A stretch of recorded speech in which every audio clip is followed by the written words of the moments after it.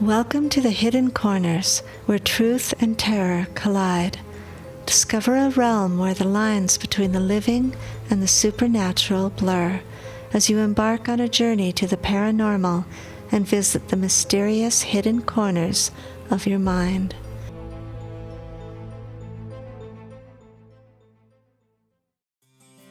Hello folks, this is the Wolfman Chronicles. Now if you're new to this channel, well, welcome. You can start right here with this episode, but if you'd like some of the backstory of these characters, now this is episode 78, the 7th book of this series. Feel free to peruse back into the library, there's lots of good listening. But carrying on from here, this is episode 78, and it's Into the Storm. The big log house felt too quiet without Jack. Even with the wind rattling the windows and the fire crackling in the hearth, the space felt quiet and empty in a way that Sasha just couldn't shake. But not for much longer. Jack was coming home. She paced the floor, her heart thudding with anticipation. He should be arriving in Anchorage in a couple of hours, then catching a smaller plane to Fairbanks. And by late evening, he'd be walking through that door. Grizzly, sitting in his usual chair near the fire, glanced up from his cup of coffee. "You're wearing a groove in the floor." Sasha huffed a laugh. "I can't help it. He's almost here." Grizzly gave her a knowing smirk. "And you're worrying yourself sick at the same time. You'd best get your mind on something else, girl. You've got still several hours to wait. And worrying ain't gonna do you no good." She shook her head. I'm not worrying, I'm just anxious." Outside, the wind howled, ushering in the storm that was expected to dump several feet of new snow. And that was partly what was making Sasha so anxious. The flight from Anchorage to Fairbanks wasn't long, but in a storm like this, even a short trip can turn dangerous. And she was anxious for him to arrive before the snow started. If they got snowed in, she didn't want him to be stuck in Fairbanks with closed roads, unable to get home. Now, Jack was not sorry to be leaving the Emerald Isles. It had not been the romantic experience Sasha was hoping for, and he felt bad about that. He'd make it up to her, he decided, one way or another. He'd promised he'd marry her, and for some reason she'd chosen Ireland for the deed. It just didn't turn out the way that they'd expected. Maybe she'd consider going back to the ranch in Montana. Now that's a pretty enough place to have a wedding, he mused. Maybe she'd want to stay in Alaska. Hard to tell what goes on in a woman's mind, he chuckled to himself. She'll probably pick some place even crazier than our trip to Ireland turned out. Egypt? Japan? He sat back in his seat, eyes closed and letting his thoughts wander, while Miguel read the issue of In-Flight magazine that he'd found in the pocket of the seat in front of him. Why, they had just left Dublin on a red-eye flight into Seattle. There would be a layover of a couple hours before boarding another plane to Anchorage, and then another, smaller plane into Fairbanks, affectionately called a puddle jumper. Well, Jack shifted in his seat, stretching his legs as much as the cramped economy cabin would allow. The steady hum of the engines and the dimmed cabin lights had lulled most of the passengers into a light sleep. Across the aisle, Miguel had his arms crossed over his chest, head tilted back, mouth slightly open as he dozed. Jack smiled. Miguel could sleep anywhere. Well, the flight from Dublin to Seattle had been long, but smooth. They'd both stayed awake for the first few hours, sipping whiskey, discussing everything from the trip to Ireland to how good a burger and a beer was going to taste once they landed. Now, however, exhaustion had crept in, and Jack let his eyes drift shut. The soft chime of the captain's voice came through the speakers, announcing that they'd be landing in Seattle in about an hour. Jack blinked awake, rolling his shoulders, and beside him, Miguel stirred, rubbing a hand over his face. "Almost there," Miguel mumbled. "Almost." Jack glanced at the in-flight map on the seatback screen. "Seattle's coming up." Miguel yawned. Hope we got time for a real breakfast. How Jack chuckled at that. Yeah, and a good strong cup of coffee. As the plane began its descent, the lights of Seattle sprawled out beneath them, a vast sea of orange and white flickering against the sunrise. Jack felt a familiar comfort at being back on home soil. The moment they stepped off the plane, the crisp air of the terminal was a welcome relief. It was early, the airport bustling but not chaotic yet, and the scent of fresh coffee and baked goods drifted through the concourse, and Jack's stomach growled. Jack and Miguel made their way to a cafe near their next gate, grabbing coffee and breakfast sandwiches. Miguel took a long sip of his coffee, exhaling slowly. "This," he muttered, "is the only thing keeping me upright." Jack smiled, taking a bite of his own sandwich. "You know, only a few more hours and we'll be home. I'm sure Rosa is cooking up a feast to welcome us back."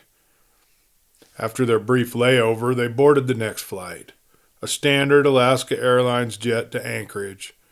The 4-hour flight passed in a haze of half-sleep, the caffeine wearing off as the miles ticked by.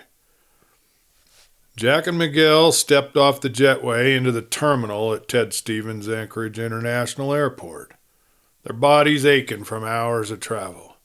The moment they stepped inside, they were met by the unmistakable bite of Alaskan winter, the cold air seeping in through the automatic doors and the distant howl of the wind rattling the windows. It was early afternoon, but the heavy gray storm clouds outside made it feel a lot closer to nightfall.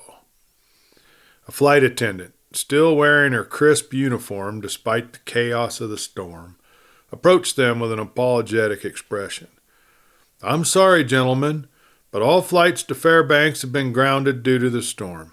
Winds are hitting 60 miles an hour and conditions are deteriorating fast. No commercial flights are willing to risk it." Miguel sighed, rubbing his temples. "So what are our options?" Well, she hesitated, then lowering her voice, as if sharing a secret. "There's one pilot willing to go up. Sam Anderson. You see, he's a bush pilot. Been flying in this weather for decades. He says if you wait until dusk, the wind should start to die down enough to make the trip." Jack exchanged a glance with Miguel. The thought of waiting around the airport for hours wasn't exactly appealing, but neither was getting caught in a storm midair. "Dusk, huh?" Jack muttered. "Guess that means we're stuck here for a while." Miguel shrugged. "Could be worse. We've been in tighter spots." The flight attendant smiled sympathetically. "Well, there's a lounge down that way," she said, pointing toward a quiet section of the airport. "A couple restaurants if you want something to eat. I'll let Sam know that you want to join the others. There's a handful of other passengers that will be making the flight with you." Jack thanked her for the information and attempted to send a message to Sasha. While they were in Ireland, Jack had scheduled workmen to install a satellite tower on the property so they could get radio reception at their remote location, something the entire small town of Circle, Alaska appreciated. But in storm conditions, reception was still spotty at best. Now, with nothing to do but wait, they grabbed their bags and made their way to a small corner of the terminal. Outside, the snow was already piling up, swirling in erratic gusts as the wind slammed against the glass. Travelers sat slumped in chairs, their flights delayed or canceled, murmuring complaints into their phones. Jack and Miguel found a pair of seats by the window, watching the storm rage outside. "This'll be fun," Miguel muttered, shaking his head. Jack grinned, stretching out his legs. "Hey, look at it this way. We've got time for a decent meal and maybe even a beer before we head back up. And it's only an hour flight to Fairbanks. Then another couple of hours drive from Fairbanks out to Circle. Why the hell did you have to pick a place that was so darn remote?" Jack shrugged his shoulders. "Well, it seemed like a good thing to do at the time." Well, they settled in for the long wait, the storm roaring outside like a hungry beast. It was nearly dusk when Sam Anderson walked into the lounge where Jack, Miguel, and several other passengers were waiting. "Howdy, folks. My name's Sam Anderson, and I'll be doing the flying to get you guys to Fairbanks in this fine weather we're having. But let me assure you there's absolutely nothing to worry about. See, I've been flying in worse weather than this for most of my life." Sam Anderson was a big man in his late 50s with weathered skin that spoke of years spent in the cockpit and thick mustache that twitched when he grinned. His leather jacket was dusted with snow. His boots were scuffed, as a man that works out of doors would wear. He took off his gloves and clapped his hands together, rubbing them for warmth as he looked around at the small group of weary travelers. "Now I know some of you might be feeling a little uneasy about flying in this kind of weather," he continued, his voice a rich baritone with the slow drawls of a seasoned Alaskan. "And I don't blame you one bit. A storm like this would send most pilots running for cover. But I'm not most pilots," he grinned, his teeth flashing against his tan skin. "I've been flying these routes longer than I can remember. Hell, I could probably do it blindfolded if I had to." He hooked his thumbs into his belt loops and rocked back on his heels. "Now let me tell you something. This Beechcraft 1900D that we're taking up, she's a workhorse. Tough as nails and built to handle conditions just like this. Yeah, we might hit some bumps along the way, might get tossed around a bit, but she'll get us there in one piece, I guarantee it." He paused for effect, letting his words settle over the group before flashing another easy grin. "And besides, if I didn't think we could make it, I wouldn't be standing here talking to you fine folks. I got a reputation to keep, and I ain't keep it intact." Jack leaned back in his chair, studying the man. He wasn't sure if Sam's confidence was reassuring or reckless. But either way, they didn't have much choice. The longer they waited, the worse the storm would get. Fairbanks wasn't getting any closer. Well, Sam clapped his hands together. "All right, then, let's get a move on. Grab your gear and meet me at the gate. It's going to be a cold one out there, and we'll be wheels up in no time. Oh, and by the way, there's no lavatory. You're going to want to bundle up and use the airport restroom before you board. And watch your head. It's got a low ceiling." Jack shifted in his seat, staring out the small window as the plane cruised high above an endless sea of white. And below them, the frozen wilderness stretched in every direction, vast, desolate, and uninhabitable. A small aircraft, a twin-engine turboprop, hummed steadily as it cut through the icy air, carrying them towards Fairbanks. Miguel sat beside him, his arms folded. "God, I hate flying in these things. It feels like a tin can with wings." Jack smiled. "Heck, we're almost home. I can almost smell Rose's cooking." He glanced towards the cockpit where Sam Anderson sat, his voice booming over the radio. Other passengers, mostly quiet, weary travelers, were scattered throughout the cabin. A woman a few rows ahead slept with a blanket pulled over her shoulders. A young man fidgeted with a set of headphones. A young girl who looked to be about 14, Miguel noticed, glancing nervously out the window. Miguel was beginning to wish he hadn't eaten. It was a rough flight with a lot of jostling, and his stomach was beginning to churn. He closed his eyes and tried to sleep, but just as he began to doze off, a jolt came without a warning. He could hear the young girl a few seats in front of him retching into the barf bag. His stomach dropped as the plane lurched violently to the side. Their carry-on bags at their feet were flopping around, anything that was loose was rolling, and startled gasps filled the cabin. The engines groaned in protest as that aircraft wobbled, struggling to correct itself. Miguel's fingers gripped the armrest. What the hell was that? The intercom crackled and Sam's voice boomed out. "Sorry about that, but we're just experiencing some unexpected turbulence. Nothing to worry about here. Keep your seatbelts fastened, though, and pull them shoulder straps over you." Jack exchanged a look with Miguel. Sam's voice was calm, but Jack caught the tension behind it. Then the plane shuddered again, harder this time. The lights flickered, the cabin filled with a low, eerie hum.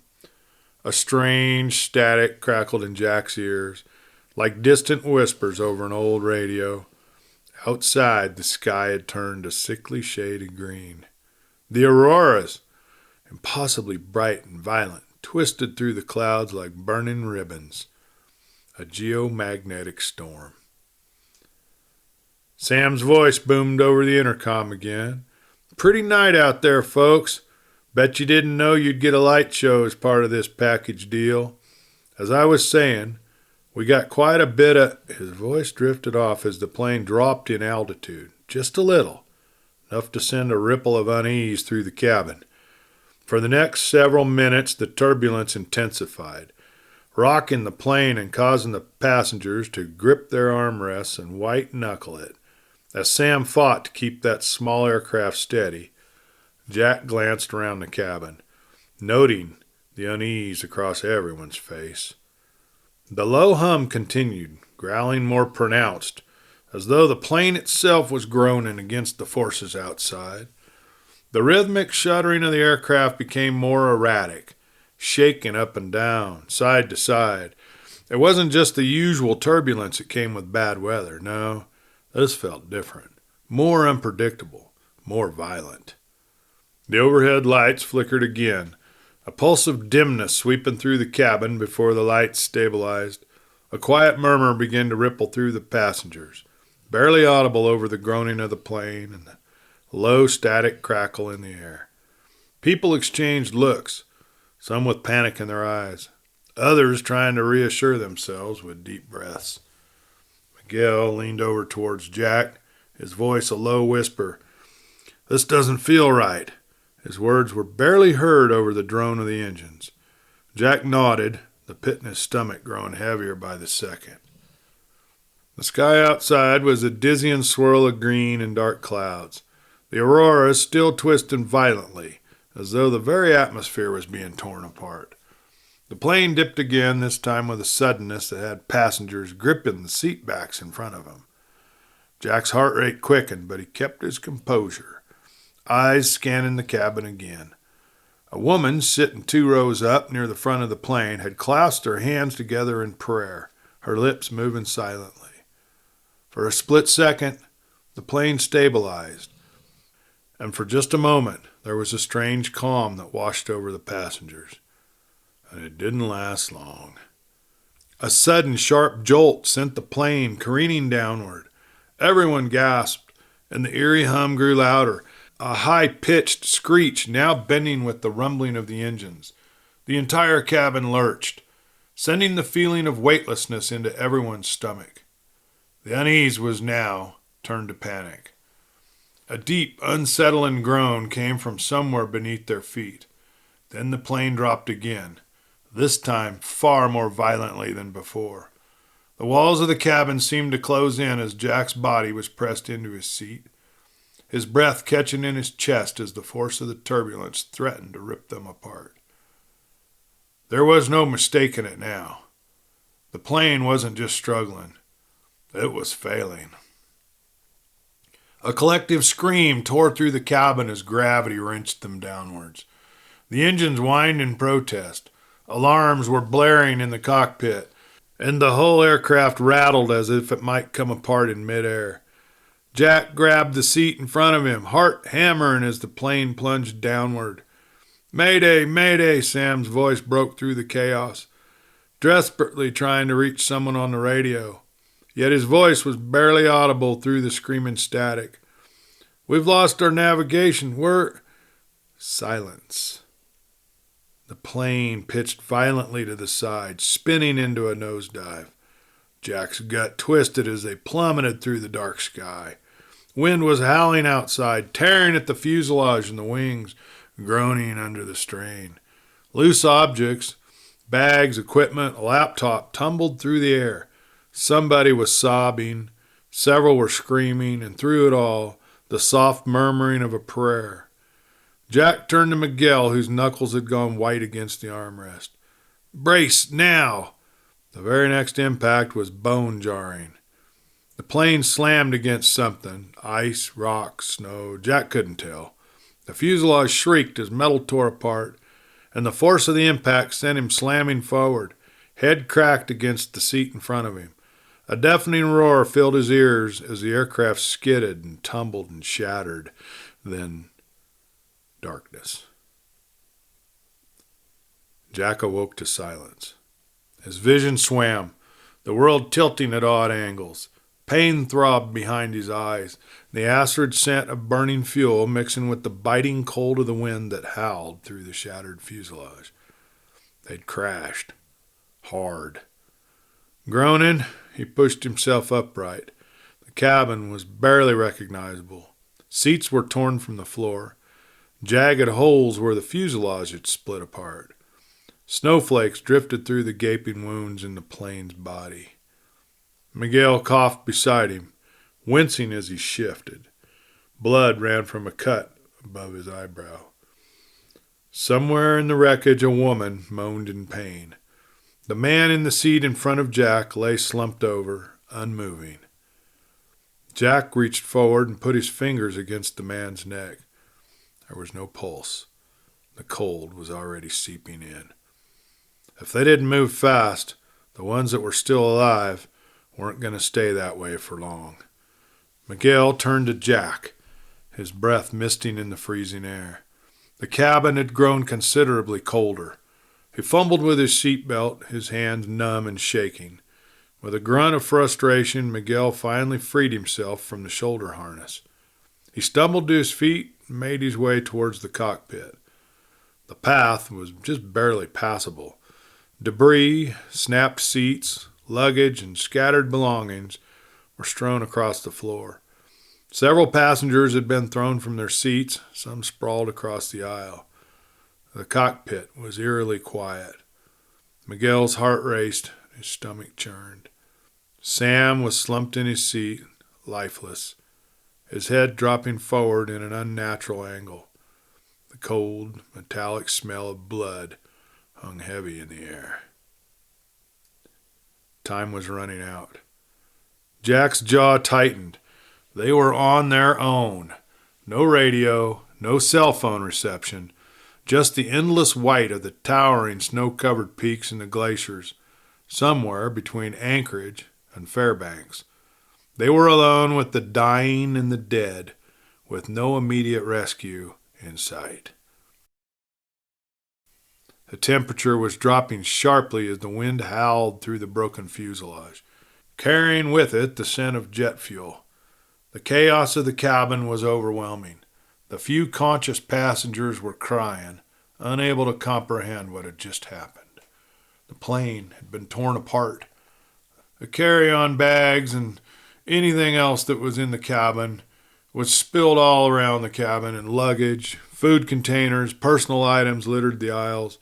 There were injured passengers scattered throughout the wreckage, some with bloodied faces, others with limbs twisted in unnatural ways. The air was thick with panic, and the cold was nearly unbearable. Jack moved carefully through the wreckage, stepping over broken pieces of seat, luggage, and debris. His eyes scanned for any signs of life, any sign that someone might still be conscious, still fighting. His eyes landed on the dead man still strapped to the seat in front of him. He carefully undid the man's seatbelt and shoulder harness and removed the dead man's coat, a thick wool-lined jacket that would offer some warmth to the young injured girl in the next seat up. He moved quickly, taking jackets, hat, and gloves off the dead and wrapping them around the injured and the living, doing his best to cover exposed skin, to shield them from the worsening cold. He wasn't sure how much time they had before hypothermia set in. Miguel worked in silence, focusing on each person as best he could, checking for signs of life, trying to offer comfort, but words felt useless in this moment. He was a stranger to most of these people, but in the face of death it didn't matter. They all needed something, anything to stay alive. He found an emergency blanket wedged under a pile of debris. It was thin, but it would help. He wrapped it around a man whose leg was badly broken, trying to stifle the nausea that threatened to rise as he looked at the mangled limb. Outside, the wind howled louder, battering the side of the plane, as Jack and Miguel raced to stabilize the injured. As the hours passed, the storm grew more violent, the wind howling through the cracks and crevices of the plane. The temperature inside the cabin had dropped rapidly, and the cold was making it harder to focus. The injured were shivering uncontrollably, some lapsing in and out of consciousness, their bodies unable to fight the chill. The people who weren't injured were huddled together, offering what little warmth they could, but the situation was growing dire. Jack's mind raced. They needed fire, and they needed it fast. The prospect of surviving the next few hours, or even longer, without warmth was just unfathomable. The idea of using the plane's own fuel crossed his mind, but it was risky. The last thing they needed was to create another disaster, and it was looking like they had no choice. "Miguel," he called over the deafening noise of the storm. "We need fire. Find something to burn." They worked quickly, tearing through the cabin's wreckage. The seats, though damaged and torn, were a potential source of fuel. The fabric and foam padding could be used to create enough heat to keep the survivors from freezing. Miguel grabbed a few of the seat cushions and dragged them to the central area near the back where some of the injured were lying. Next, they needed something to start the fire. Jack noticed the telltale glint near the cockpit door, part of the plane's metal structure that had bent back during the crash, and the fuel tanks weren't far from there. The smell of fuel was thick in the air now, strong and pungent. "We can use the jet fuel," Jack said, his voice low, "but we'll have to be careful." They had no other option. Carefully, they made their way to a section of the wreckage where the fuel had leaked out, pooling on the cold metal floor. They used some of the broken seat parts as a kindling base, trying to keep it away from the fuel as much as possible. Jack found a piece of sharp metal debris and began scraping it along the edges of a nearby battery. It wasn't much, but with enough sparks, a first attempt failed. The fumes only made the air heavier, more suffocating. They backed away quickly, holding their breath as the fire didn't take. "Again," Miguel said, his teeth clenched. Jack didn't waste any time. On his second try, he hit the metal just right. There was a flash, and a small burst of flame caught by the soaked paper and fabric, igniting quickly. The fire spread fast, licking at the seat cushion, devouring the foam, catching on other broken pieces of plastic and metal. It was a violent, hungry flame at first, but they quickly adjusted the debris, adding just enough to keep it alive but not out of control. The fire began to stabilize, and the cabin filled with the scent of burning plastic and wood. The survivors who could move crawled towards the light, pulling themselves into the warmth of the fire. The fire was a double-edged sword, essential for survival, but dangerous in its own right. If the flames spread too far, if the plane was too unstable, they could be consumed in the very heat that was keeping them alive. The fire crackled and popped, sending a few sparks shooting into the air, but they managed to control it, shuffling the debris as necessary to feed it without letting it get too close to anything that was overly flammable. The storm outside raged on, the wind screeching as though it wanted to tear everything apart. But inside, they had a moment of respite. The heat from the fire offered a fragile sense of safety, and though the fear still hung in the air like a storm cloud, they had done what they needed to survive, for now. The hours stretched on, but the fire was their lifeline. They kept feeding it, adjusting the fuel carefully, knowing that they couldn't afford to let it die or to use up their fuel too quickly. The survivors huddled around it, wrapped in coats, blankets, anything that could shield them from the cold. Jack did his best to assure the passengers that help was on its way. Surely air traffic control would have alerted search and rescue by now. Planes didn't just vanish without someone noticing. He told them to stay calm and conserve their energy, to focus on staying warm.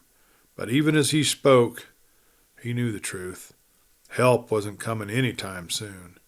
Not in this weather. It would be impossible for a helicopter to navigate this storm, and ground crews wouldn't know where to begin looking. The storm had swallowed them whole, and if the radio had gone out before they crashed, their last known location could be miles off. He glanced at Miguel, who was securing makeshift bandages around an older man's head wound. They needed to act fast if they were going to make it through the night. Jack took stock of the situation. The wreckage was a mess. Twisted metal, broken seats, luggage strewn everywhere. Cold was already creeping into his bones, and the wind howled through the shattered fuselage, stealing what little warmth was left. Jack exhaled, watching his breath mist in the freezing air. "All right," he whispered to Miguel. "We make it through tonight, and we figure out how to signal for help at first light."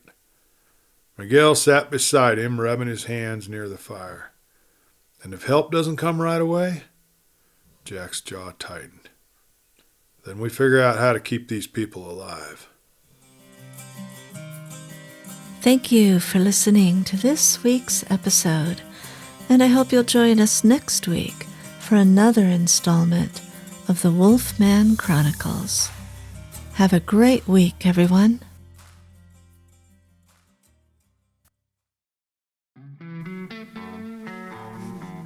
Hey folks, Clay Steele here. You know, I spend a lot of time outdoors around this here campfire. If you're like me, you get downright annoyed by all those pesky mosquitoes buzzing around. They're just looking for a free meal. Nothing ruins a good night under the stars faster than slapping and scratching at bites. And that's why I keep the Bee-Itch Stop. I keep it handy. One swipe and that itch is gone. No more burning, no more scratching, just good old relief. Made right here in Nevada with all natural ingredients. It's safe for the whole family. So if you're tired of being a mosquito buffet, do yourself a favor and get you some Bee-Itch Stop today. And this is Clay Steele. Watch out for them bugs.